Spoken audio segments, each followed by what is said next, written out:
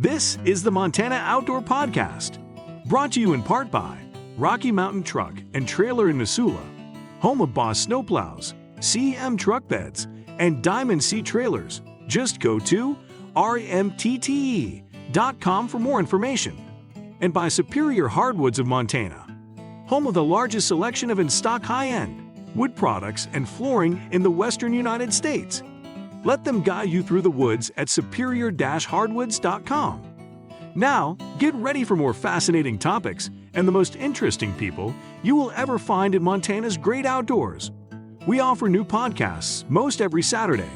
You can get a link to these podcasts by going to our website, montanooutdoor.com, or by going to our Facebook page, or just send an email to Downrigger at montanooutdoor.com and say send a link to my email. It's that simple. Now let's head out with your host, Downrigger Dale, and see what's going on in Montana's great outdoors. Thank you so much, Manny. And yes, this is the Montana Outdoor Podcast. I'm Downrigger Dale.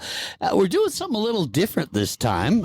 You may hear some things in the background. That is because we are actually doing this podcast from the boat known as Time Off. If you ever get out on Fort Peck, you're going to see out on the water sometimes this large yellow boat, and it says Time Off on it. And that is the boat of one Bill Zahradka. We have affectionately nicknamed him the Salmon Slayer. And he's going to spend some time with us here today on the podcast. And we're going to really get into the nuts and bolts of chasing these king salmon down. And we'll also just kind of get his perspective on Fort Peck and this incredible fisheries here. Of course, with me is the captain of the Montana Outdoor Radio Show. Captain, this is kind of an interesting podcast. Do it right from the boat out in the middle of Fort Peck. And I mean, we are right out in the middle. Give us a description of where we're at right now on Fort Peck Reservoir. Well, probably a little bit, I'm going to say a couple, 3 miles from the marina boat ramp. We're west, of course, and I can see York Island to the east. The sun is up, and it's a beautiful day. There's really a perfect wind right now if you're salmon fishing. It's not dead calm. It's just a little bit of a wind out there, and we're looking forward to talking with Bill about salmon. And of course, we want to remind folks that these are landlocked salmon. We've done podcasts on them before. Yeah. You can listen to that podcast with Heath Headley and Wade from the hatchery of FWP. Yeah, that dropped a few weeks ago, and that's a really good one to get the nuts and bolts of how these salmon get in this lake, when they got in here first and how they get in here. They do not reproduce naturally in the lake. There's very few, in fact, there's only one lake I know of in the world that actually has king salmon that were put into the lake but then started to reproduce on their own, and that's a lake in New Zealand. Other than that, there are no others that just started doing it naturally. That's because they need a certain type of area to actually spawn. So right. That's what we're after. So they started, I think it was 1983 or something like that. When they first got into the lake. And then Bill has been fishing these things since the 90s. I think we'll say hello to Bill. Bill, how you doing? Thanks for inviting us on the boat. Hey, you bet. Good morning, guys. We're going to have a ball today. Actually, we invited ourselves on the boat, if the truth be known. So before we get into you and the Salmon Slayer and what the Salmon Slayer, how he started in the early humble beginnings, what do we got going on here for rods and everything else? Can you remember? We got about 6 or 7 of them out. Yeah, we've got the 4 riggers down, and we got 2 dipsies, and we got 1 long line out on a board. You know what? I think we'll kind of keep it there for now and see what happens. I've got a mix of some meat rigs and flies on the downriggers. there's a meat rig out on the long line, which caught us a darn good fish yesterday. And then I got the spoon running down below everything and a little farther back. And before people say I'm going to call the game warden right now, there is 4 people of us on the boat, so that's why we have that many lines out. So explain what a meat rig is, Bill. Is it a T-bone or a sirloin on there? Or? Yeah, you bet. The meat rig is just nothing more than a filleted herring. It's the half of it instead of the whole herring. It's just the fillet off of it. It's really popular on the Great Lakes. That is a lot of their workhorse of catching salmon, after the early spring when it warms up just a little. I would say those big charter boats and the brunt of the catching out there is meat rigs. And this is the first year you've brought the meat rig, not the meat rig, but the long lining board, the planer board technique here to Fort Peck. Yeah, we fish it a lot out there, the big boards, where you have 2 or 3. Lakes. Yep, on the Great Lakes, down each side, and and those lakes are a lot clearer than Fort Peck. And early in the morning, it can be a decent rigger bite. They'll come in tight and hit the stuff and dipsies, and boy, once that sun gets up and it slows down, those fish just seem to be negative to come in and hit the close stuff. And that's where these long lines are running big 3, 4, 450 feet of coppers or steel. Earlier in the year, lead core out behind everything and off to the side. Now, Captain, you had said on the radio show that we do, and a lot of people that listen to this podcast also listen to the radio show, you had said, well, we're going to share a secret that the Slayer uses. Is that what we're talking about here with the planer board? Yeah, well, I guess it was a secret until he started using it. And so that was a new technique. Fort Peck, yeah. You don't see many people using that out here. Because one of the reasons for that is because I think it's a secret is that early on, like in July, it was really very, very, very productive for Bill compared to the downriggers. And I don't know if you can explain why that was, Bill? Or? Yeah, I can't tell you exactly why. Like running any of this gear, we're always hoping salmon's going to hit something. I don't really care. I can't tell from day to day, but if you can get different presentations out there on different applications, and they'll hopefully tell you what they want. But starting out with these, we'll call them long lines, and it doesn't matter if you're running a lead, a copper, a steel, or even just a heavy inline weight and getting it out and back. It's all pretty much the same type of fishing. It's just little different presentations and different signature through the water of what that line carries. So what would be the difference from as far as the action that this planer board creates as opposed to just being on a downrigger? Nothing on the action, I don't think. All that planer board is doing, and you can long line and set it in your rod holder or not run a planer board. It's easy to run one gunner, they almost call it, down the chute, way behind you. Any boat can do that without the mess of a planer board. The planer board is just getting it out to the sides a long way out of my normal downrigger spread, so when you cook a fish and they come up on your traditional lines, they're not tangled in this line. Okay. A dipsy setup, how does that work on a dipsy setup that you have out here? Okay, well, they're just a directional diver. You can set them to go straight back or slightly to the left or right or whatever you want to do. And they go, down and off to the side and out and back. And that's a slightly different presentation than your thing sitting on your downriggers pinned in tight. And there's days where those dipsies are the ticket, And would that be something for, let's say somebody doesn't fish for these very often, they don't want to spend the money on a downrigger, would that be something that would definitely what people would use then? Take a little heavier rod holder. They pull hard, and especially with a strike of a fish, but you bet you could come out and just dipsy fish and never have to buy a downrigger, and you're going to catch some salmon. Well, you can get a manual downrigger as well, and you can have a manual downrigger and a dipsy. One of the drawbacks of a dipsy is the fact that you have a lot of line out in the back of the boat, and if there's a lot of folks fishing around you, that could create an issue. Yep. when it gets tight and if you meet people close, they can hook them. And when it's, today's the perfect day to run a big spread. Light wind, the boat's tracking true. When you start getting some wind and everything starts dog-legging and 45ing on you, you start pulling gear out. You can't run all this stuff. It starts coming in at a hard angle and tangling. And you fished this lake since the 90s. They planted them in 83. You tell me, I think it was 95 was the best salmon year that you have experienced here.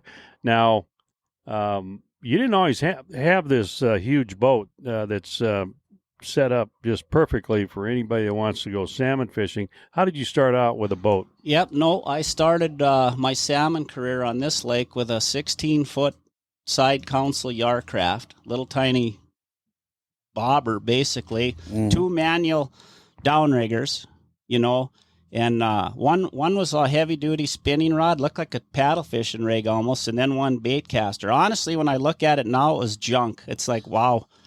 And that year, the fishing was phenomenal, though. I mean, you could do no wrong. So you started out with that. Was that the first year you've ever fished for salmon? No, not the year that it was good. I fished earlier than that, years prior to that. I can't remember exactly the first year I salmon fished on here, but it was the early 90s. Could have been even the late 80s. I'm just trying to ascertain when you actually became hooked on salmon, when you got the blackjaw fever. I mean, it's the first one. I don't even remember the first fish I ever caught, but I'll tell you what, you only had to get 1 or 2 and you get the fever. Now, I mean, I love this big water troll, this big open water type trolling, and it can be great laker fishing, salmon fishing. We've always struggled to find salmon necessarily, April, May, June, we have a good fall and you're like, well, where are these things? They're somewhere in the lake. How come we can't catch them? Well, and I think another thing that attracts a lot of people is in the lower 48 states, there's really not very many places you can go and catch a king salmon. No. I mean, all the Missouri River reservoirs, the Peck, Sakakawea, Wahi, they all are pretty good Chinook fisheries, I believe. And then the Great Lakes, naturally. They're renowned for. But the Chinooks here at Fort Peck are larger, primarily, I understand, because of the forage that we have. It's the Cisco. It's got to be, the Cisco. There's something. They're just generally more of a football, and even these fish compared to the Great Lakes are longer. I mean, they get big fish. They're really big fish. It's a different strain of or just the feed, Chinook. Maybe. I'm not sure. I think originally, I'm not so sure the original salmon didn't come from the Great Lakes, in the very first stockings, maybe whether it was in Oahe or Sakakawea, but I think the eggs probably originated from the Great Lakes region. Okay, so you're starting out salmon fishing. You're giving somebody advice. They got a budget that they have to adhere to. What do they need, the basics, to come out here to Fort Peck Reservoir and fish for salmon? Well, it sure is nice to have a downrigger or 2.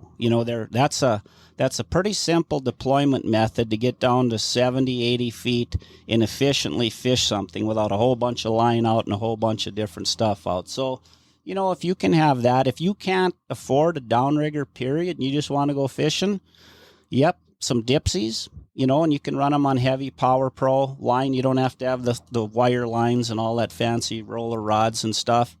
Run some dipsies. Get a heavy 3-way weight on, 8-ounce, 12-ounce, 14-ounce, 16-ounce, 3-way it right out the back like a gunner, and you can run all kinds of stuff off that. Well, one of the things that I noticed, of course, here on Fort Peck, the rules are that you can only have 2 rods per person, but you get 3 or 4 people out on a boat like this. What I've noticed that you do is you then go for a wide variety of depths and presentation. Tell us a little bit about why you do that and how you set that up. Yeah, I never have, honestly, as big of a set pattern as you may think, but I'll try to incorporate. I like that deep spoon down and behind everything. That's something I've just traditionally run, and it doesn't always go, but it's caught a lot of fish over the years. High in the water column, my outside riggers, they're usually set at 72, and I got pancake weights on them, that you can bend them so they'll direction out even a little farther. Just gives you a little more spread and also helps less chances of tangles as you spread that out. Then my inner downriggers, they're deeper. One's got that deep spoon, the other one's parked above it, in between the 72 and I think that spoon's probably down at 90, that's got a meat rig on it that we're just soaking. And I'm not sold on that. We caught some fish on meat yesterday, and that may be a fly, and it may be a herring at some point. We're just going to change it out. I mean, as you see, we haven't caught any yet, so it's not like they're jumping in the boat. Where this is a hunt. We gotta go find some that'll willing to bite. And take us through how you start that hunt. So when you're getting ready to go out for the day, and maybe like early in what we would call the salmon season here on Fort Peck, what determines where you start? Well, that's a good question. I just basically, if I've been catching some and I have some kind of a pattern to go back on, naturally I'll go back there to start out the first time out, and where I kind of, usually in the spring, I'm targeting, I would say, more lake trout. So I'm running even though it's spring and early, I'm running a deeper pattern usually, because that's where I'm seeing them, and it's a good bite on spoons in that 80, 90 feet. And you'll catch the odd salmon some years, but they're not in that deep water. These salmon, when the water's cold, they're up in the bays. They're 25, 30 feet, 20 feet, That's where they are, more than that deep pattern. But where I'm going to start, I just start. The advantage of this boat is, in any boat, is just trolling. You know what? I'm generally trolling at daylight and darn near till dark. And you cover a lot of lake. I'll just start heading down the lake, looking for them. We've known Bill for 7 years. I believe we met either in 2015 or 2016. 2016 was a very good year for the teener weight salmon. And one of the things that opened my eyes with Bill is that I always thought that you had to fish by the dam. And Bill actually fished all over the lake. I mean, he is as far west as Crooked Creek in some instances, and he's catching salmon down there, which, you think about it, Bill, it makes all the sense in the world, because these fish they gain a lot of weight in 4 years, and they're heading back to the boat ramps eventually, but they're eating all the time. They have to eat all the time. Yep. They're where there's lots of bait. And generally there is a lot of bait all over the lake. It isn't just that the bait's west, or you go down the dry arm. We caught salmon down there this spring. They're all over pounding that bait. They're hard to catch in that shallow environment. They really are. That's where these boards and setups that get it out and away from the boat are going to be more practical, because it's tough to troll right over them in 25 feet of water and get them to bite. I know back in 2016, I had some really good days after you introduced me to that Sage Graves area over there west of, of course, the dam. And this year and last year, not so good. I mean, I shouldn't say on Graves and Bell, it's been pretty good for us in July, but Sage, it just has, on the pattern that I used to go into and troll, it would be like 90 feet of water, and my junk would be down about 70, 75. I don't see the bait there now, and so things do change. They change all the time. Yep, they change. One of the things I wish it was more consistent, but every day is like starting over here on Peck. I mean, if we had a good day salmon fishing yesterday, that doesn't mean anything today. It's like, here we go. Start with a clean slate every time. Start all over with an open mind, and it's like, well, let's see what happens today. What about trolling speed, Bill? Is there a particular speed that you prefer? For me, there's only one speed. I did it and you know how this started? Kind of by accident. I had an inboard motor. When there wasn't any wind, it trolled at 2.2. That's what it trolled at. And that's my number. I target 2.2. Yeah. Day in, day out. I mean, you can't always achieve it. The wind's blowing, you may be higher, lower. And, and I know there's a lot of places they catch fish into that 3 mile an hour troll, but I honestly have never had good luck catching by speeding up. So 2.2, that's the number. Okay, so during the April, May time period, the last few years, you've taken a trip back east. Tell us a little bit about that, what lake you go to, and what you're obviously fishing for salmon, but what's the main reason that you go back there? Is it to learn? I mean, you catch enough salmon in Fort Peck, but you love to fish for them. Oh, yeah, definitely. I think, I've been here these last 3-4 years. I got a buddy of mine, Mike Wenzel, that lives out there and fishes generally out of Oswego, and then we fish out of Wilson Harbor, which is kind of at the mouth of the Niagara River, pretty much out into Lake Ontario. Oh, it's a world-renowned, fabulous salmon spot, especially in the spring. These kings come to the west end of the lake, and they're staging with that warmer Niagara water coming out into the lake. And then they have this little LOC fishing derby that's for a week there. So it's just a fun time, and that's for that time frame, the 5th to 7th of May to start it. That's probably the only place I know where there's that kind of salmon catching going on. I'm not saying you wouldn't catch salmon in Fort Peck the 1st of May, but more than likely you're going to have a long, hard grind. Yeah, and you may never touch a fish. Could be tough. But so that's the main reason. It's just good catching, lots of salmon, and lots of new techniques, So does the salmon slayer offer any advice to your friend back there? I mean, when you're fishing, it's a little touchy. Yeah, we all throw tidbits in, but I'll tell you what, those guys, if we think we're good salmon fishermen here, those big charter captains and stuff that run those rigs, they'll school you in a hurry. Yeah. We go out fishing in the afternoon. I remember this was more of a July pattern, and we might have caught 1 or 2 salmon. Well, these guys are running these big long spreads with all meat rigs. They got 17, 18 they put in the box, and we're like, hell, can't even catch a fish. What are the sizes of typical salmon over there? They're generally decent fish. You get some of the smaller, all the way from 2 pounds to, 25. 25. Yeah, but okay. A lot of teeners, a lot of this mid-teens and light Which is 20s. a really nice salmon. Beautiful fish. And they get bigger by July and August. They catch a fair amount of 30-pound fish there come August, late July and August. Do you pick up any techniques back there, Bill, that you bring we to? got one right Yep, there. you got one right there. Bill's gonna. I'll go and hold the microphone, Downrigger. Okay. All right.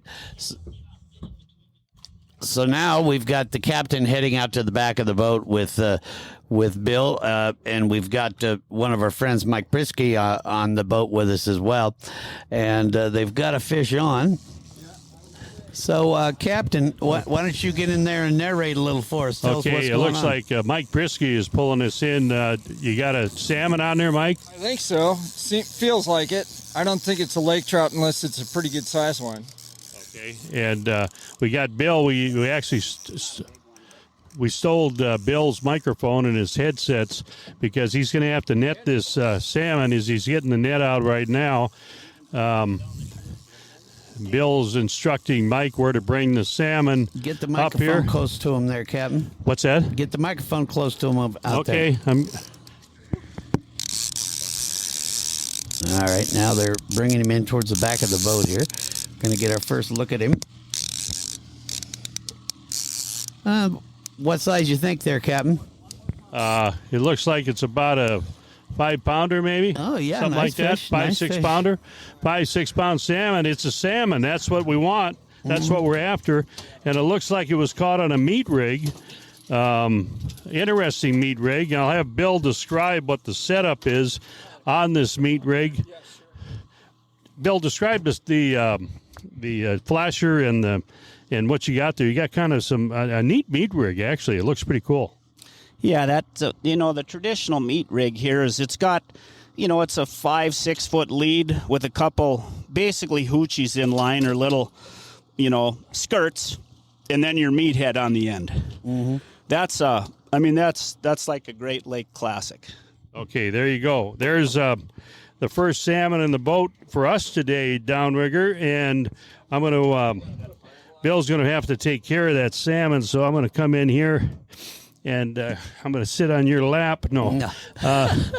So yeah. Talk a bit about what they do now. Once you bring one of these salmon in, how do you care for the fish and make sure that the meat stays good? Well, what a lot of folks do, they'll cut it so they'll bleed it out, and then they put it on ice. Across the gills there. Right, and then they bleed it out, and that'll bleed the salmon out. And then they put it on ice. Okay. And that so keeps... clean it, fillet it. No, they typically what they'll do is just put it on ice, And then, a cooler, they get an ice and put some ice in that cooler. And layer a little ice over them and then Yeah. get ready for the next one. Yeah. Okay. And so he's got this meat rig is all tangled up in the net, which happens periodically. Oh, yeah. Well, those fish, they fight to the end, these king salmon do. So even when you get them in the net, you plan on taking a little time to get your rig out of the net. One of the things that I've noticed fishing these salmon, the smaller the salmon, even though a 6-7 pound salmon is, pretty good sized fish. Yeah. They have more energy than the ones that weigh like 20 because Kind of like us, yeah. Yeah, you're fighting that 20-pounder and you're getting it so it's wore out. And so by the time you get it on the boat, if you do it correctly, you can actually get it up and coming up on its side.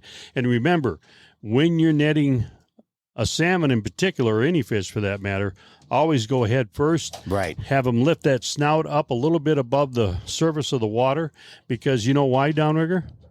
Why is that? Because fish do not have a reverse on them. That's right. Yeah, that net hits that net hits that salmon, and if the salmon looks like it is absolutely tired, tuckered out, it comes to life. Get ready. Yeah. It comes to life. And that's something about these salmon is, especially when you get into the bigger ones, what amazes me is you might be working on that fish for 30 minutes. And you're thinking, oh, he's got to be done. And he'll make another run out of the blue. All right, I'm going to go back here, Downrigger, and kind of peek in on the conversation that Bill's having with Mike Prisky. What are you doing there, Billy? Okay, we're rigging this, putting this meat back in this hood, and there's that half a slab set in there. This hook goes back under there to set it up, and that's all there is to it. What's that one called again?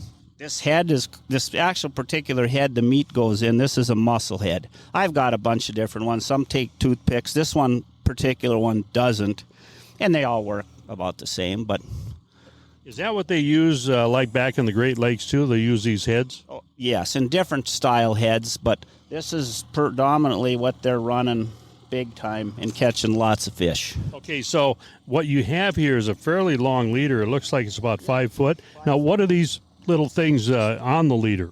Just a little hoochie on there, a little skirt that's pinned halfway down, and you can have 3 skirts on them or 2 skirts on them, or I've seen guys custom make with 5 skirts and a long lead and a great big flasher. Hey, just a little more bling. Hey, Captain, come grab your phone and let's get a picture of that before you put it in the water, and then we can post these pictures on MontanaOutdoor.com on their Facebook well, I page. can have Mike or somebody take a picture of it. I got a couple more questions for Bill. What about the flasher? You got an 8-inch flasher I see on there, and they also have 11-inch flashers. When do you decide what kind of a flasher to put on? I'll run them both, and technically it's whatever's working better. Sometimes it's easier to run these little flashers.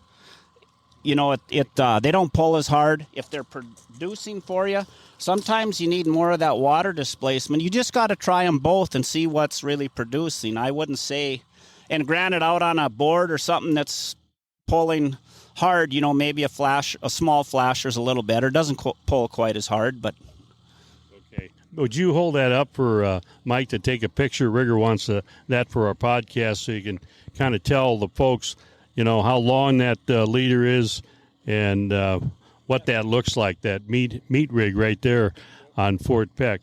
Yeah, so Rigger, that's just one of the many presentations that Billy uses out here. And that's a whole fish in that rig, right? No, that is not a whole fish. It's a fillet. Just a fillet, okay. Fillet of a herring in there. And you can buy those locally here at Lake Ridge, or you can buy them at Fort Peck Marina. Now, we're not allowed, the main forage for these king salmon is Cisco in this lake. You're not allowed to use Cisco for your bait, are you? No, because it's actually, Cisco is a game fish. Right. And you can't use game fish for bait. For bait. So, yeah, if you do catch a Cisco, or maybe you catch a salmon and there's a whole Cisco inside the salmon, yeah, that's a no-no. And that was 73 feet down, and that was on one of the back downriggers that he has 15-pound weights on there, and then he's got that thing out there. So Okay. So how far back on the downrigger would something like that go for the meat rig? you're talking about how far back do you put the flasher? Which is No, I'm talking about when you set it in the downrigger, when you hook the line to the downrigger, how far back is the to the release. When you hook it to the release, yeah, you're talking about the flasher. I'm going to say you probably go back about 30 feet. About 30 feet. And, when you're, this is another question I get a lot from people is, okay, how tight should I put that into the release? You can kind of adjust your release a little bit and that. So how tight would you do that? Well, everybody has a different theory on that. And one of my theory I learned from Bill, I like to run, they call it a Scotty release. And the Scotty release, you can have it where it gives a release that's pretty light, or you can give a release that's pretty tough to get out. And one of the things that happens is that when that salmon, if you have that tight on the release and that salmon hits that bait or whatever you're offering, it really sets that hook in that jaw. If it's pretty tight. If it's tight. Okay. Because one of the things that I learned is that, there's guys that'll sit there and when they get a salmon on, they will set the hook 4 or 5 times when they pick up the rod to release after it's released, and they're trying to get that hook set into the salmon. Bill's theory is that release will set that hook. And so if it's hard enough, if that release is tight enough, it'll set that hook on that salmon. And so now you don't have to worry about that hook coming in. Now there's different strokes for different folks. Some guys like to really, go ahead and do that. Now I'll go ask Bill and see what he says. Maybe Yeah. Well, talk to him about that. And then let's also talk to him about why we tend to see salmon spit the hook a lot, and talk about that and why he thinks that is the reason. Okay. He's actually putting that into the release, and he uses the same releases that I do, the Scotty release. In fact, I actually copied his whole setup that he has there, and it's been real productive for me. Bill, Downrigger wants to know. In fact, let me since you got that down, let me put the headphones back on you, and Rigger's got some questions for you. Yeah, so Bill, we were talking about how tight we ought to set that release on your downriggers, and Captain was saying you want that fairly tight. Is that correct? Tight, real tight, hard to even come out of there tight. Is what you want. A salmon will have no trouble pulling that out of the release. Laker won't, but that's your hookup. That release tension is what those fish are hooked when they come out. Or you don't have to reel down, and I like to reel down and just lightly snug it up, but don't do that big overhand sweep hook set. That fish is hooked. Okay, and that's because of your release. Of the release. Yep. Okay. And one thing that I've noticed when we're out here, Bill, is often I think we probably lose about as many fish as we catch. Why do these salmon tend to spit the hook so often, do you think? Well, I don't know. I don't know for sure, other than some do get off. Like I'll have, once in a while one get on, and you fight it for a while, it comes off. The ones where the line pops and he was never there, it's hard to say. They're just pecking at it. Maybe they're swatting the flasher. But generally speaking, when they're hooked, they're on there good. And there's not much you can do. Keep a tight release tension, and that's it. Good hooks, better hooks, big Siwash singles or good sharp hooks, good heavy-duty treble hooks. And most of what we've been catching, it's hooked in the corner of the mouth, and they're not coming off. How often do you sharpen your hooks, make sure that they're sharp? Not too often, because unfortunately, by the time it gets dull, it usually got broke off. Right. Okay, now let's talk about your downrigger balls. Sometimes you'll put flashers on the back of those. Little bling, yeah, and I'm running. Actually, I had a set of cowbells on one of them, but for some reason, I don't know what happened, they broke off. But I like to run a little bling, whether it's some 6-pack of schoolies, another flashers on those balls. There's two methods of thought there. Sometimes that helps you, sometimes that hurts you. When a big program, big spread, lots of gear is bringing the salmon in and helping you, you're doing great. Sometimes less is better. You know what? Mom and pop out there with 2 downriggers or maybe 1 in can catch more fish than a guy running 4 or 6 lines out there. Right. They just, some days less is better. And when you say that sometimes you like to put a lot of bling on there and you're saying bring them in, does that mean what you're doing is trying to emulate that there's a school of Cisco out there? I think that attractors, you got your flasher out there. And another thing you can do too, if you run your flasher tight off, snubbed foot or 2 off the back of your downrigger ball, you can naturally a fly, you got to have a flasher on it to impart the action. But other lures, you can run down there like your cut baits and stuff. You can just run them in behind and not be tied to a flasher, and it's a lot better fight when you're not pulling all that gear around through the water. Okay, so when you have something hooked onto your downrigger balls, do you have your junk closer? Or do you let out as much as you normally do? Yeah, no, I still do. It's within, 12, 15 feet behind there. And sometimes you can shorten that up to 6, 8 feet. Okay, looks like we got another whack of something's on there. Nice. Mike's got it. Okay. Could be possibly a laker. We'll see. Fish on anyway. All right, let's get out there, Captain. We'll describe what we got going on here. Yeah, it's a little laker. Oh, it's a laker. Yep. Okay, Rigger, we got a false alarm here. It looks like a little laker. So you haven't missed your turn pulling in the big Chinook salmon. Yeah, I'm fine. I'll pull in the 30-pounders after we're done recording the podcast here. Right, and that's one of the things that'll happen is, when you're fishing for these Chinooks, you're bound to catch a laker here on Fort Peck. Yeah, and why is that? Are they the Lakers tend to eat Cisco too, so they're probably after the same food. We're probably at a pretty close to the same depth as well. Would you say? Well, Lakers typically have been lower depth than salmon, but sometimes you're running a rig that you get like right now we have hardly any wind and the sun is bright. So maybe you might run one of your downrigger balls down to 90, 95 feet. Now, it'll pick up a salmon, but it better chance of picking up a laker at that point rather than picking up a laker if it's 75 feet. Mm. So you'll have one of your balls hanging a little lower than the other, which as we get older, we can all kind of relate. That kind of happens to us as well, doesn't it? Yeah. Yeah, I would tend to agree with you.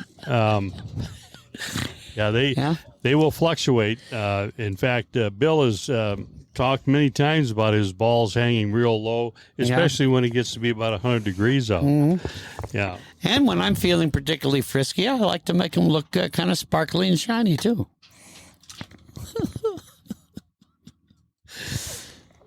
All right, back in the saddle. So, Bill, what would you say the ratio is of how many lakers you catch to a salmon? Is it this time of year you tend to catch a few more lakers than you do salmon when you're out targeting salmon, or is it about the same all the time? Well, if we're not catching any salmon, we're going to catch more lakers. But no, not too many lakers usually. I like to try to stay higher in the water column. That does eliminate a fair amount of lakers, but there's always some floating around. But we'll catch 6, 7 lakers a day is kind of normal. Okay. And when you're targeting these salmon, do you use other techniques to try to gauge how deep you should go? Do you send something down to test the temperature of the water at depths and things like that? I don't. I have the Fish Hawk in here. I can run the depth probe and the speed and temp. I mean, the Great Lakes, that's the most important tool on your boat because they have subcurrents that are all over the board and big, massive pools of warm water, cold water changing all the time. It's a little more constant here. I mean, there's not a big underwater current. I'm not saying there isn't a little tweaking of something, but Anymore, I can kind of tell you where the thermocline is by where's the bait fish and where you see the lines on a normal screen. So I don't run them down there. And then, last year I hooked up the one that I would run my probe on twice. I hooked up that ball. One time, I don't know if I dropped it in an old car body or something off the west end of the dam. I remember that. And a doggone downrigger tore off, and luckily I grabbed it, was hanging by the cords, had it wedged in because my boat's on autopilot. I couldn't reach the controller. Finally just tightened it down and broke off the ball. But I'm like, well, that would have been my $400 depth probe on that one. That would have sucked. Yeah, that would not be good.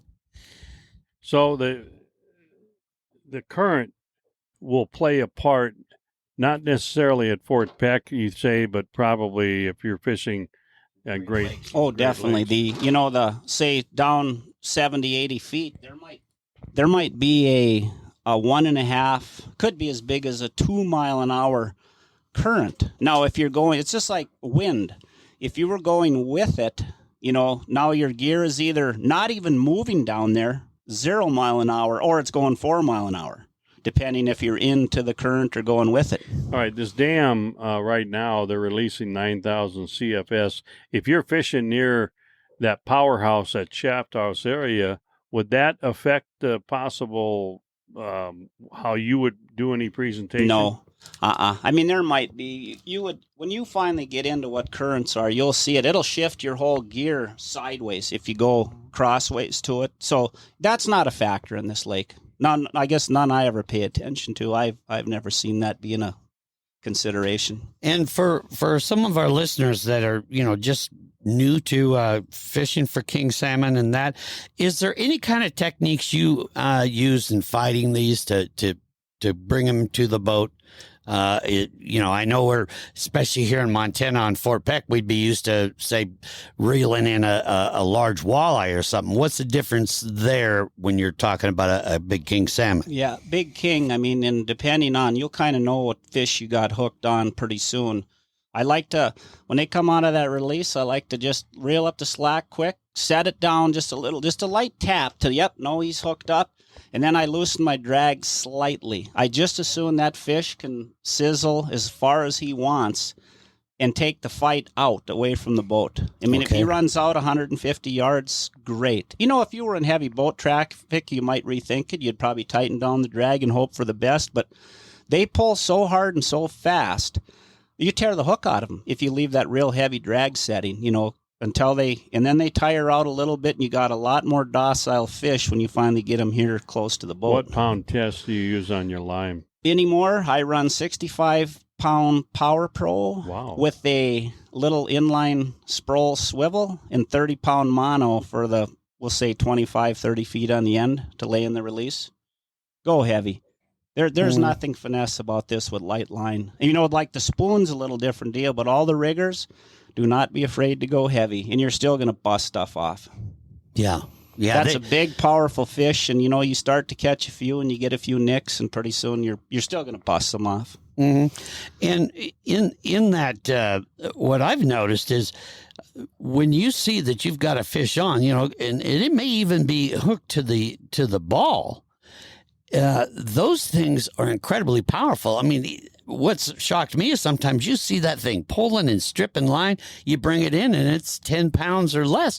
They're pretty amazing how powerful these salmon are. Yeah, they certainly are. They can have some power built into them. And, it seems like some days you'll get one that's kind of docile once in a while, or it's half acts like a lake trout, but not normally. It's a pretty good rip when they hit. Yeah, I always describe it to people as, imagine if you had a little tuna fish on. I mean, that's the kind of thing that you'll notice right away. It's a much different fight than what fish you on, have. Fish on in the back. Reel. All right, so now we got Mike Prisky on with another. I saw that one release myself. It's a salmon. It's a salmon, Downrigger. All right, head on out there and describe for us, Captain, what we are seeing. Oh, yeah, it's a king out there. All right, we got a king out there, Billy. Yeah, it's a salmon. Oh, yeah. It's Ariel. He's giving us an air show back there. Let's hear that reel, Captain. All right, you want to hear the reel? That's the reel. The fish is taking it out. So ask Mike what he's doing here. It's ripping line. I'm just hanging on, hoping I don't lose him. So, Yeah, because it's going to be on a podcast. He'd be the first one to lose a big salmon on the podcast. Is that putting any pressure on you? Oh, man, the pressure is on. I don't want to lose this baby. All right. I'd never hear the end of it. Does it feel pretty big to you? It's bigger than the last one for sure. Yeah, have him describe what it feels like when it's pulling. How does it feel how it's pulling? It's pulling good. Feels like it's got some weight to him, and he's doing some nice runs. Okay, so it's taken him a while to bring it in, Downrigger. It's now I can see the flasher, and Bill is saying bring it up to the chute. Bill's getting the net out, and the flasher is coming closer. When he says the chute, it's right behind. That salmon's going to go where he wants to go, and it's coming. It is a little bit bigger than the other one. Now, here's another one right here. He's in the wire. He's in the line. It's in the wire. Okay, hang on. Just bring him right up the wire. Okay. Just walk. Well, not too hard, but... We're walking up. We got one is hooked, and Bill's got it in the net, it looks like. And by golly, we got that salmon in the net, and Did we hook the downrigger wire a little bit there, huh? yeah, I got into another line. That's that can happen now and then, can't it? What's that? On the meat hook. It's on the meat hook again, and it looks like it is bigger, substantially bigger than the one we caught just moments ago, Downrigger. All right. And that's reporting live from the deck of Time Off, Downrigger. Hey, ask Bill about how much that weighs, do you think? Okay, I will ask him in a minute. Billy, how much does that salmon weigh? That's probably about a 8-9 pounder, I'm guessing. It's an immature. It's actually Okay. going to be a mature fish. next year. Okay, so he thinks it's about an 8-9 pounder. You heard it from the Slayer. Yeah, he says that's an immature fish. Probably won't Yeah, mature and it till fought next pretty year. good. Mike had some issues that we won't talk about on the podcast, bringing that in. No, I want to talk about it right now.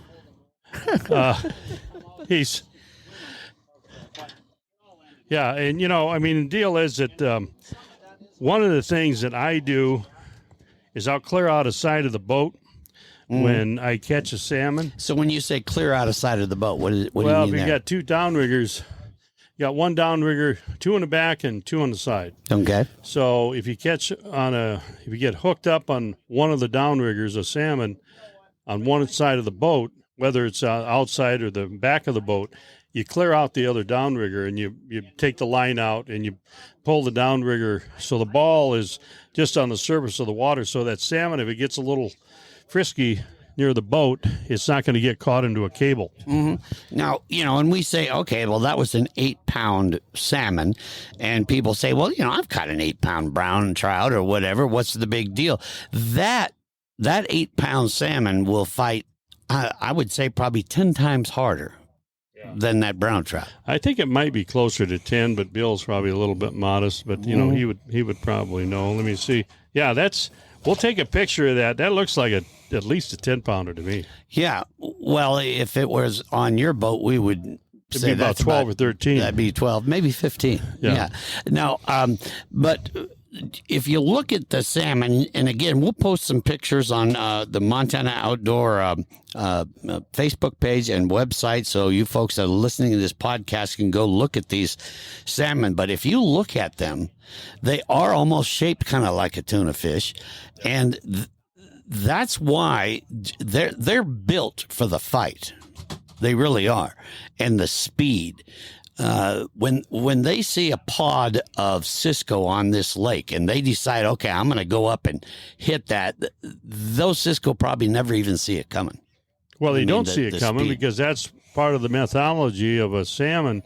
They're going to go up and they're going to the methodology, the method of a salmon when he's going after something to eat. He goes in there and whacks his tail at this big ball of Cisco, and they get stunned. And the ones he stuns or she stuns, they turn around and they go, and they eat them head first. Kind of like you with biscuits and gravy. I was just going to say that looks a lot like me, because what I'll do is I'll look at that biscuits and gravy on the plate, and I'll kind of whack them and get all those biscuits and gravy up into a big pile, and then I come around with my fork and yeah. It's very similar, very, very, very similar. Maybe not quite as gross, but pretty similar. And of course, I thought there was another fish on another line, but then that fish actually crossed one of the lines, and that's how. And it was a good net job by Bill. What Bill instructed us to do at that point, he says, back up. Both of you guys back up. I had one rod, and of course, Mike had the rod with the fish on. Back up so he can get closer to it. Don't try to bring it in with the rod that has the fish on, because you're liable to get that cut. That line will cut right through. So you just hold the rod up, keep the head up, and then just walk backwards on the back. Walk it back down. And that's going to bring that fish closer to the boat and closer to the net. And you want to just move the head of that fish into the net. Yeah, and he's got a pretty long handle on that net. I bet that let's go. I'll go ask him the length of his handle on his net. Billy, how long is the handle on your net? Oh, I don't know. That's maybe, 6 foot long? It used to be longer, but it's been bent, so you can't pull it out, because if you improperly try to lift a big salmon, you bend your net. You got to pull them to you and then lift your net straight up. Those big 20s will destroy them. Okay, now, when Mike improperly handled that fish when he was bringing it closer to the boat, you instructed us when it got over that other line. You instructed us to back up. And why did you do that? Well, that was because it got in that line. We weren't going to get it out of it. It's like just drag everything a little closer to the net. I'll get him in the net, and we'll sort it out. Yep. That's one of the disadvantages of this big gear. You got a lot of stuff to maneuver around. Normally, when that fish is coming, you kind of keep your eye on the fish. You may think you are going to net them here or there. They're going to show you where they want to net. They'll all of a sudden, the last instant, go left, go right. You may net them in the middle of your boat where they come around, and it's hard to try to drag them back through. You just follow the fish and net him where he comes in. I know, Mike, you had that fish right up, I would say it's probably 10 feet in the back of the boat. You could see the flasher, and all of a sudden, Bill was ready to net it. All of a sudden, that thing took to the right. Yep, took off, ran over the other gear, and then, I pulled him closer, and unfortunately hooked into one of those lines. But anyway, did the best I could. I was feeling the pressure of, hey, if I lose this fish during a podcast, I'm never going to hear the end of it. I thought, well, I don't want to lose him, so...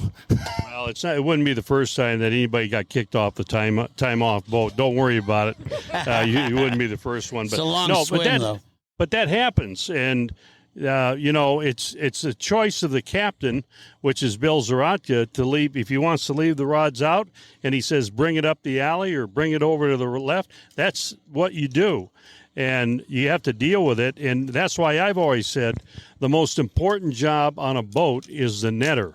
And when you're netting these fish, make sure that you net them head first, right, Billy? Definitely. And you get, after a while, it's like anything, you observe enough of them. You got to look. You can tell just by looking at that salmon, the angle of his body, his head, what his demeanor is, whether you should put the net out or not. And it truly is. That is the most important job, is the net man. You swat at one's tail or a limp, try to roll him over the front edge of the net, he's gone. He'll get that other treble in the net and kapooey. And no, that particular Mike did a good job there. You know what? It's just the way it went. It got close. We got him in. He's on the boat. That's and this kind of adds to the fun of this big spread. It's like, not only do you have to worry about fighting a salmon, is he going to fall off? Get him in. Now you get to maneuver through a bunch of line. And if you're on the time off boat, in the Slayer's boat, and you do screw up a net job, you get a meat hook right where you don't want it. You are benched. You're like one of these lures that ain't working. You go down to the miners and you sit there for a while. And you better be tired, because you'll be taking a nap for a couple hours. Mike, what is your thoughts on your boat when you get a big salmon on? you already know mine. I try to clear one of the sides out. What do you do? Yeah, that's usually what I do too. Is I clear one of the sides out, depending on where it went off and where the fish is. Whatever side that is, I pull all that stuff up. I pull the balls out of the water. Just have it so it's nice and open. I'm not nearly as good as this at doing this as a slayer is, so I would be nervous having all this gear out and having a hot salmon come in, the middle of this gear. For sure, I would mess it up. So I prefer to be on the safe side, clear it off, and it's worked out so far. Is that a 9-day-old beard? I think it's 9.5 days, So. Will you shave it off when you go back home? Yes, I will. Your wife does not like to have you with a beard on? She likes it when I come back that I have a beard on. And then after that, actually, it really starts driving me nuts. So I like to get it off. But, she thinks it's kind of sexy, so. No kidding. Captain. Yes, she does. I'd like to meet your Hey, wife someday. Captain. Yes, Rigger. Ask Bill what tells him that he should pull gear up when someone's bringing in a salmon, and when is it okay to just let him bring it up the middle? Well, I think I kind of heard the question, when would you leave your stuff in or not? Well, here's the thing. If I'm fishing alone, that's easy. You only got 2 lines out, so guess what? You got a salmon on one. That rigger comes up, so you're pretty clean. You only have 1 rig out there. If you got enough bodies and you want to pull them, if you just got 2 or 3 rods, you can pull some in, but I've honestly never had much trouble pulling these salmon in through all this gear. It's rare that we'll lose one. I mean, it can happen, but it's rare. You just, like I said, if you can, let them do the fight out far, and then, you got to follow the fish. That's key. When you got that rod, go where the fish is going. Don't think, well, I'm going to net him in this hole. Well, maybe not. Right. Gotcha. Let him go where he wants, and he'll pop up nice and close, and there you go. We're going to take a quick break here and chat about some of our sponsors and that, and then we'll be back and talk a little bit more on strategy and is the time of day, does that make any difference in chasing these king salmon on Fort Peck? We'll have that right after this.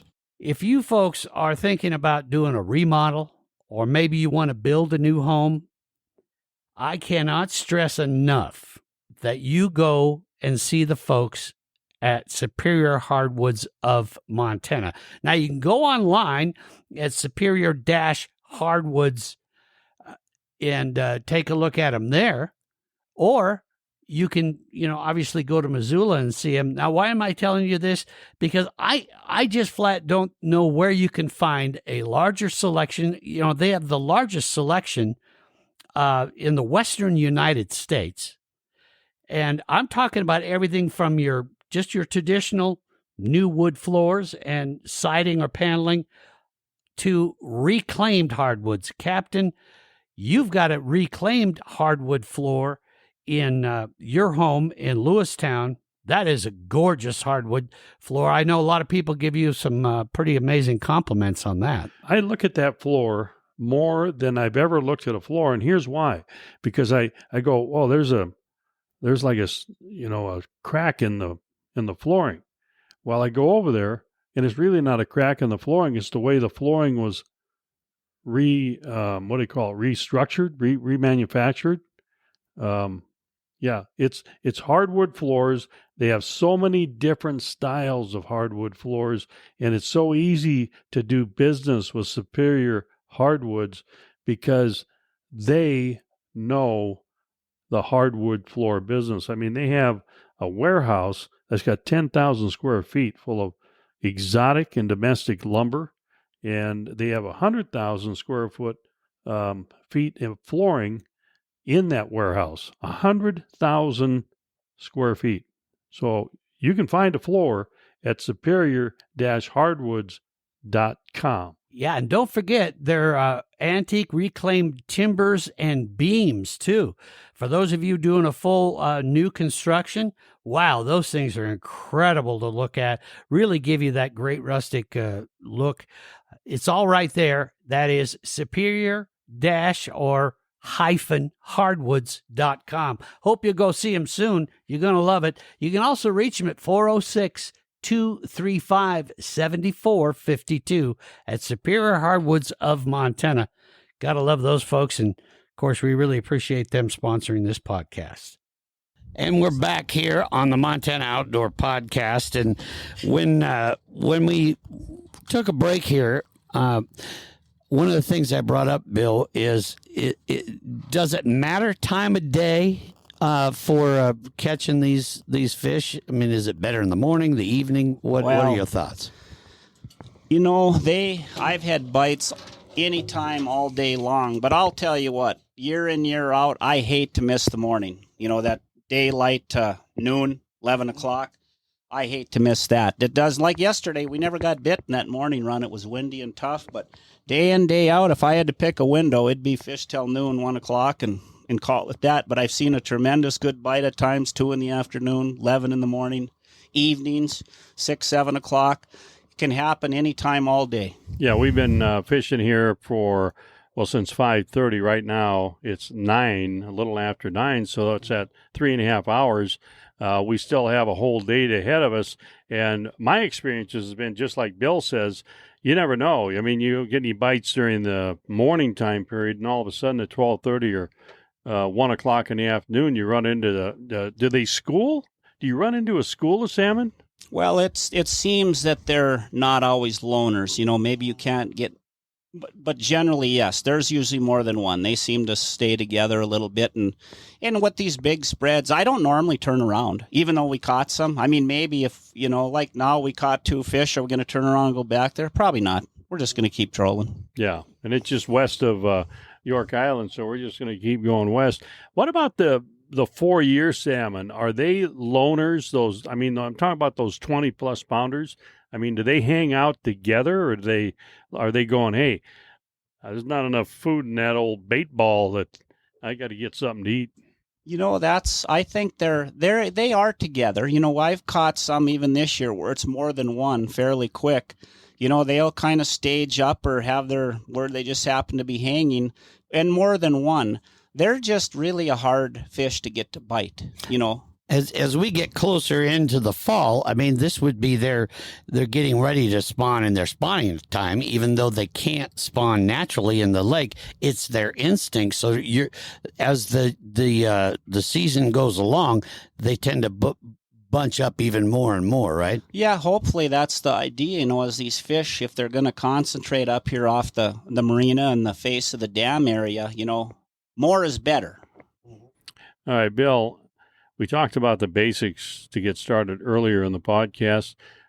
What about, and you talked about downriggers. You can get manual downriggers, and you can get all fancy downriggers like you have up here. What about the flashers and the Brad's cut baits and the flies and the squid? What do you haven't got a lot of money to spend, let's say. What are you going to do? Well, you mean as far as which brand to buy, or no? Just in other words, do you have to have a few flies with you? Sure. Oh, definitely. You want flies. You got to have some flies. You know, the multitude of colors. You know, 4 or 5 basic colors. You know, it's greens have always traditionally greens and blues have always been a good producer on this lake. You know, sometimes it's whites, but always hard to beat a green or a blue or a combination of. And, you know, I don't get out too far with some golds and things. I'm not saying I won't catch a fish. Maybe some days that's the ticket, but day in, day out, greens, blues. How about pink? I've never had a lot of luck with salmon on pink. I have a orange flasher with glow on one side and just chrome on the other. And I call it a Halloween squid. It's kind of an ugly looking orange. One year, that was a moneymaker. That caught me more doggone salmon. You know, it wasn't a great bite. You'd milk out 3-4 a day. I'd watch these salmon, and that's another thing. A lot of times, even in midsummer now, I'll see that salmon come down from 40 feet. It's like your gear's down at 70, 75. That salmon originally, he's 40 feet deep. What the hell he's doing up there, eating or just hanging out, hard to say. Yeah. But he had come down into my gear, and that particular year, I could look at the one rigger that was running that line, and then within about less than a minute, it would go, just like clockwork. So when we get a big spread like we're talking about here, Bill, and let's say you notice that more and more you're attracting these salmon, catching them with the cut bait. Talk a bit about using the which is the popular cut bait. Here's the Brad's cut bait plug. What size do you typically look for that? Well, I'll run what is the two sizes? I don't even know what the there's inch. The mini and then the there's mini and the, I don't know if the other one's regular 4.5 or 4 or whatever it is. But I'll, last year I had good luck with that schoolie rig I had with the mini on it. And generally with the big flasher, I'll run the bigger plugs, the full size one. And when you say big flasher, how big a flasher? 11 inch. 11 inch. 11 inch flasher. And right now, if people noticed, even in the calm in the evening, that the Cisco that's really surfacing here now, and that what's in these fish are tiny Cisco. They're only about 2.5, 3 inches long. They're a little, the young ones. So they're again, downsize, smaller flies. I've had great luck at times. I'm not running a real small spoon now, but match the bait. Sometimes these bigger, fuller flies that are out there, some years are going. Now, I don't think this year's been great for them. So I think that little smaller profile fly, you're maybe going to do better. And back on those the bait cups, what do you put in the bait cup? I'll put tuna in them, or honestly, I'll run them with nothing. Or, they come with the little scent pad. You can add scent, and I honestly can't say yay or nay with it. I know guys that sell it swear by it. And it probably is, but I never really ran the numbers, run them empty, run them with stuff in. So just good old tuna fish usually or nothing at all? It doesn't hurt to have something in there, I don't think, but I wouldn't be a bit afraid to have nothing in them and run them. Okay. So if a guy is going to go and look at Brad's cut baits, and especially if you go there to Lake Ridge or Fort Peck Marina, you're going to go, oh my goodness, look at all the different selections that I have. I would say some of the basic ones might be Green Magic, Blue Magic, Blackjack. Those are names that cut baits are called, and you'll find out what so is there any other ones that you can maybe pick out? Well, if you're not running them, but like you said, once again, the greens, the blues, and basically the chrome silver one.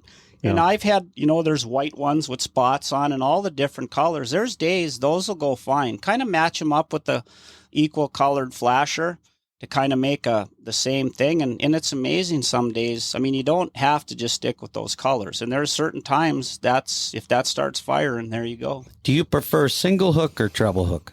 I start with the treble that comes on them originally, and in no time that usually gets ate off, and then I go with a big single on there. And why do you prefer the single on there? I like the single, a big Siwash or something you squeeze on. Just, it's a good, solid, heavy-duty hook. Those trebles, normally you're kind of ruining the treble unhooking the fish. It's not so much that he usually straightens it out, but you get him, and then you got it in the net, and by the time you get that all tore out, you probably compromised the treble. Or you got to be careful. Your plier, you're squeezing on your mono where it's tied to that treble, trying to get it out, compromised it. Next fish, boom, gone. Off it goes. Yep. How often do you change the line or retie it when you get a fish?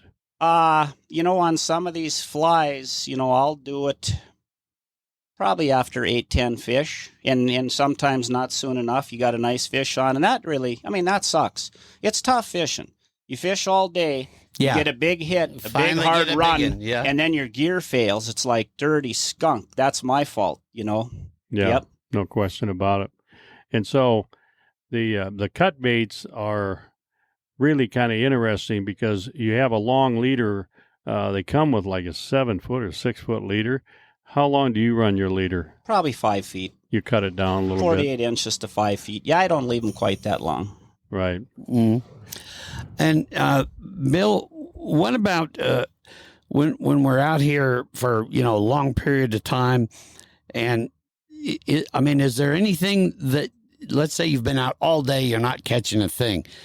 Do you just keep trying changing out? How often do you change out? What's your theories there? Yeah, I'll start changing, somewhat all day long. You're going to try a little of this, a little of that. And, those hard days, You'll change out from dark to dark, and maybe you never touched a fish, and that's the way it goes. One of the things you don't want to end up doing is getting so far out in left field that you're not even traditionally salmon fishing anymore. Like, I'm not saying you won't catch them on a crankbait, but that deep on this downrigger program, that's not a traditional bait. Right. Or, you get out in left field, that's not a good place to be. What about the sunny days like we have right now? Is there a color flasher that you prefer running, dark, chrome? Yeah, chrome, bright. I like bright things on bright days, but sometimes glow will go. You got to kind of experiment, because it's never a hard, fast rule, but definitely cloudy, smoky, dark days. Powder blue is a good color. Blue, different, glows. They seem to almost do better. I know that day it was so smoky here. I think it was Gov Cup. I had a big blue flasher and a powder blue fly out on one of these long lines, and that thing just fired all day long. Wow. Now, a lot of salmon fishermen, well, I shouldn't say a lot, but there are some that are just adamant about, they want to put the surgical gloves on. They don't want to pass any human scent onto that. What are your thoughts there? I don't notice you worrying much about. You know what? I mean, it's kind of like, it's probably I can't say it is yay or nay, but I never pay attention to it. I mean, I'm not going to dump gas on them or anything, but I just no, keep it out there and keep it running, and if that's in their mind, that's working, and that's what they have confidence in. I actually believe there's somewhat of a mental aspect to catching any fish, where you're positive and it's like, you doggone right, we're going to catch some salmon, rather than, I don't know, I'm not very confident today, I don't think we're going to catch nothing. Yeah. I mean, you almost will them to bite sometimes by hanging in there. Back in the earlier days, I'm going to say the 90s, it seemed to me they had like two different flashers, or actually just one designed flasher, and it would have a mirror on it, not a mirror, but a reflector on it, and they either be blue on the outline, or green, or red, or orange. Now, you can go and look in like Fort Peck Marina and Lake Ridge Lodging and Bait Shop, and you can see they've changed that theory all over. You have run traditional flashers and been successful with them. And still run them. The other day, I had a rod, the big 11-inch flasher with a fly on it, in about 4 or 5 in the afternoon. It was a pretty slow day, and I had a hit.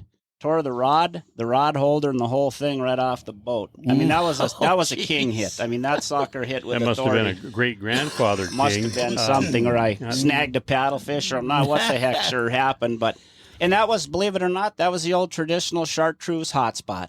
You also had it also used to be just squid, green squid, blue squid, before the flies came out. I thought you were about to break into a Dr. Seuss thing. No, but they used to have squid, and then squid. they in fact, it was just squids that I recall, and maybe spoons. Yeah, not so much of the mylar and the fly in there, and they still work great. They still do if you run them. They've caught a lot of fish. I feel a little more confident having a little one tinsel skirt inside that squid instead of just the squid. It seems to dress it up a little bit more, a little more bling on there. But they still work fine. Well, we're going to take a quick break here, and when we come back, I'm going to talk to Bill a bit about the lake itself and weather, and for folks that are getting out on the lake, when's time to get off, because this lake can throw a lot at you, as well as is there certain types of weather that might be more conducive to this. That and more coming up right after this. Captain, you've been getting lots of folks asking about your dump trailer that you got from Rocky Mountain Truck and Trailer. What's up with that? Tell us about what you got from them. Well, you know what I do, Downrigger, is I get them when they ask me about the dump trailer. I usually have a project that I haven't done, I've been putting off.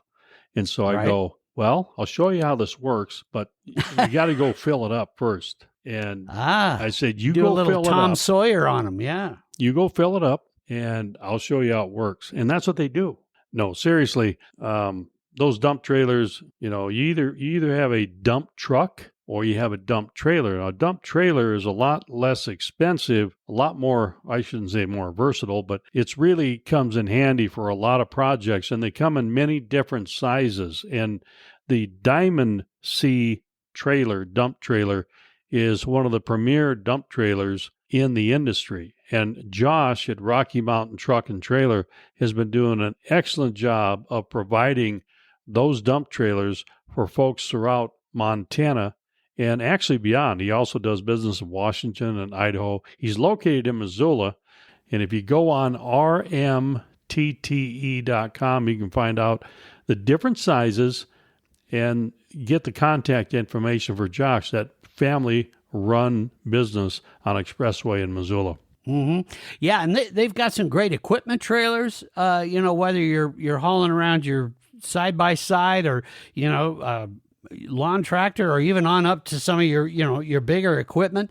I mean, they just really have what you're looking for. That Diamond C is incredible. We've seen a lot of folks really love those CM truck beds, which, if that's what you're looking for, go check those out. But the list goes on and on. So I really hope you folks will check it out. Captain's been awful happy with his and also his gooseneck trailer hitch.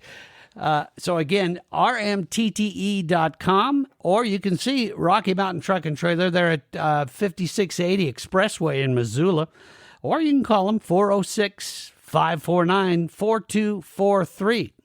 Rocky Mountain Truck and Trailer. And we're back here. We're going to be wrapping up the old podcast here in just a little bit, but let's talk weather, Bill. First, is there, we're in a nice, calm, flat, sunny day. Fort Peck can throw all kinds of different weather at you. Typical Montana, if you don't like the weather, wait 15 minutes. But is there a certain type of weather that is more conducive to king salmon fishing on Fort Peck? I don't think so. I mean, I honestly like these kind of flatter days. Yeah. Number one, the gear runs so easy. You're not fighting it. And naturally, with the system coming in and going, it's like any other fishing. It can trigger them before it, and it definitely helps a change, but it can also make it worse quick. But I like these calmer days. A lot of it's boat control. Once you're talking white caps and it's boat control is the big thing. And this is a large lake. I mean, we're talking over 130 miles. It can get rough all of a sudden. When is it? As far as we nowadays we got all these apps, you can see weather and all that.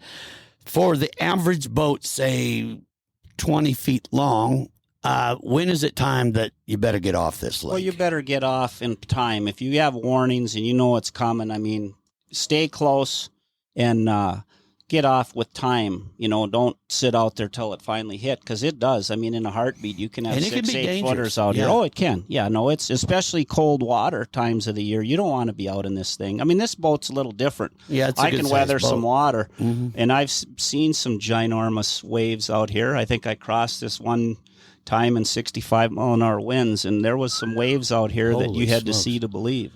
Yeah. So you do want to, if you've never fished out here before, you do want to be a little careful on that. Now, as we get later into the season, there is a snagging season for king salmon. I'm going to help Mike here with this board. Yeah. Captain, what are your thoughts on the snagging season? Do you like snagging king salmon? It doesn't seem like it is as popular. It's popular. Mm-hmm. Yeah, it's real popular because you're looking at a concentration of salmon that are coming into the bays. See, what they do is they stock them in the marinas. For example, a Fort Peck ramp, a Duck Creek ramp, and the Flat Lake ramp. And those salmon, after 4 years, and some of them that are a little bit, maybe 2 or 3 years, they'll come back to those areas like they want to spawn. Well, they're not going to spawn, and that's one of the ways that Montana Fish and Wildlife Parks collects the eggs. They shock those salmon that are there, and then they'll get the eggs out of them, and the same with the males, they'll get the milk, and they'll get all the. So, Bill, what about snagging season? Do you do a lot of snagging for the kings here? I don't personally. You know why? And mainly, my guts are about full of salmon fishing by 1st of October. I love salmon fishing, but I've usually put about 2-3 months in out here every day, and it's like, I haven't did much snagging for them. No. And you can, at that time of the year, you can actually snag them right from shore. Yeah, I mean, last year Duck Creek didn't have very much water in it because the lake was lower, and you could actually cast across the Duck Creek boat ramp area. And yeah, there was, I was out there in my jet boat anchored down, and there's salmon, big salmon, porpoising right by you. It gets you a little excited. Yeah. Bill's doing hunting, and he's out there bow hunting and stuff. But it's a popular sport. There's no question about it. And when it started at midnight last year, Don Wilkins and his wife, they were out there, and at midnight, because it was legal at midnight on October 1st, and they snagged 10 salmon within about less than an hour. He had them all. Yeah. And that's the time of year where the salmon are what we call getting a little spawned out. They've got a little age on them. Their jaws changed and all that. Is the meat still good, Captain? Yeah, most of the time. I mean, you can tell whether the meat, if it gets too late in the October, they might not be as good. You have to make that call. But the bottom line is that you can have some fun. You can take the kids out there, do some casting. That's a good way to start the kids, isn't it? Yeah, I mean, they catch, but it's not as easy as you would think. I mean, you snag one of those things, and then they'll jump, 3 feet out of the water, and they'll kick that treble hook, which is fairly big. It's a lot easier to snag those than it is paddlefish.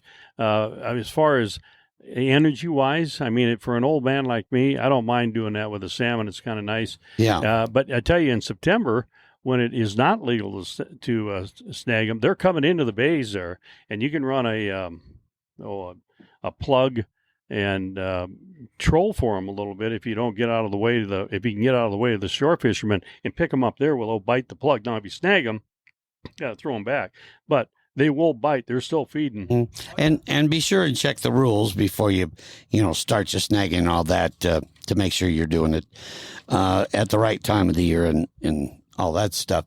Wrapping up here, any final thoughts from you, Bill, as far as for especially, that kind of the idea of this podcast is to introduce salmon fishing to folks that have never given it a try here in Montana for the big kings. Any final thoughts that you have for folks that are just going to get into this sport? I think, one of the main things is, we have some years are better than others, but don't set your expectations too high. One of the analogies I always give on salmon fishing, and most people maybe have elk hunted in Montana. That's kind of what it's like. You're out there for 3, 4, 5 days looking, and hopefully you'll get a few salmon in a 4 or 5 day trip, but that's almost what it is sometimes. You're hoping for that one good bite a day to get started, and that's sometimes as good as the fishing really is. We get to see the, more caught or something, but generally it's a grind. You're just fishing hard. I tell folks, if you like fishing, you're going to like salmon fishing. If you like catching or love catching, you might not like it as much. Mm-hmm. I just absolutely addicted to the going after the kings here. What's the largest king you've caught on Fort Peck Reservoir, Bill? Over 30 pounds. Over 30 pounds. Yep. Captain, how about you? That I personally... Don't lie. Well, I was thinking about how I was going to lie. I personally, that I've actually reeled in myself or in my boat. I think Dennis Hansen caught the biggest one. It's about 28 pounds in my boat. Dennis is from Chester. And I think I probably have, reeled in a 22 or 23 pounder. I mean, I haven't caught near 30 pounds at all. Yeah, I always say that I've caught a 25 pounder. It was probably closer to 20. But, yeah. It's in my opinion. Does it make any difference, really? Yeah, for bragging when you're sitting around with beer. Well, if you have a small penis, catching a big salmon makes the difference. Well, I've never looked at it that way, but I typically don't pull mine out and compare it to the fish. But that's something that's you do you. So, folks, I think it's worth it. Now, Captain, we got one. You got another one. I think so, unless it's just a swing. You recommend to people a lot of times that if they're going to start, good way to start is to hire a guide. Tell us the best way to go about doing that. Well, I would get a hold of Eddie at the Lake Ridge, Scott at the Fort Peck Marina, and do it early because these guys get booked, and they only have a limited number of guides, and they get booked, and the problem is when they do, then they can only allow so many people on the boat, and it's a great experience for any of these guys. They're not the only guides in Fort Peck, but they can, if they're booked, they'll lead you to somebody else that has that. So I'm just trying to see if Mike is that a salmon, Bill? Okay, we got another salmon. We got 3 so far during the podcast. Yeah. So, folks, in the description of the podcast, I'm going to give you some links to click on so you'll be able to find some guides. Of course, my email, downrigger at montanaaoutdoor.com. You're more than welcome to email me, and I'm happy to send you guides as well as send you pictures of different types of equipment and baits and all that to use. Okay, and I will add, we have 7 rods out, I believe. There's 4 of us here, so we're allowed 2 per person. Every salmon we've caught, the 3 salmon we've caught have been on the same rod. On the same rod, same meat rig. Meat rig, yeah. Mm-hmm. And that's the way it goes with salmon fishing, folks. I want to ask Bill a question real quick. Billy, I got a question for you before we wrap it up here. We've caught our 3 salmon so far since we've been doing the podcast on the same rig. You have 7 rods out. Is there a chance that you're going to possibly try to double up on this meat rig? Well, we got that long board's got a meat out there, and that's probably going to be tailored to a big fish. It's just the way that traditionally what's been biting. We got a rod that's flying and working. Sometimes don't go overboard and change everything to that. They're maybe coming in for this other spread. They want the one oddball they're hitting. Sometimes I'll leave well enough alone and not change a thing. All right. Thanks, Bill. Hey, we appreciate you having us on the boat, and I've learned a lot, and I talk to you all the time, and I've learned a lot on the podcast. Appreciate it. All right. You bet. It's been fun, and we'll have a good day here. Catch some more kings. And, Mike, you might as well go in the cuddy and take a nap because Downrigger's going to want to pull in every fish from here. He's going to want to pull in every fish from here on out. Tell him to put You got to be kidding me, man. I thought he was going to take a nap now. Put your pads on. Put your shoulder pads on. I'm going to come barreling through there. All right, so that's it, folks. It's so good to have you all along here. Of course, send me your emails. Let us know what you think about the Montana Outdoor Podcast. Until then, folks, get out there and do some fishing. Have fun, be safe, and we'll see you again next week here on the Montana Outdoor Podcast. Thanks for listening to the Montana Outdoor Podcast. It has been brought to you in part by Superior Hardwoods of Montana, home of the largest selection of in-stock, high-end wood products and flooring in the western United States. Let them guide you through the woods at superior-hardwoods.com. And by Rocky Mountain Truck and Trailer in Missoula, home of Boss Snowplows, CM Truck Beds, and Diamond Sea Trailers. Just go to rmtte.com for more information. So what did you think of today's podcast? Send your questions and comments to Downrigger at montanaaoutdoor.com. We should be dropping a new podcast this next Saturday. Until then, we will see you soon out in Montana's great outdoors.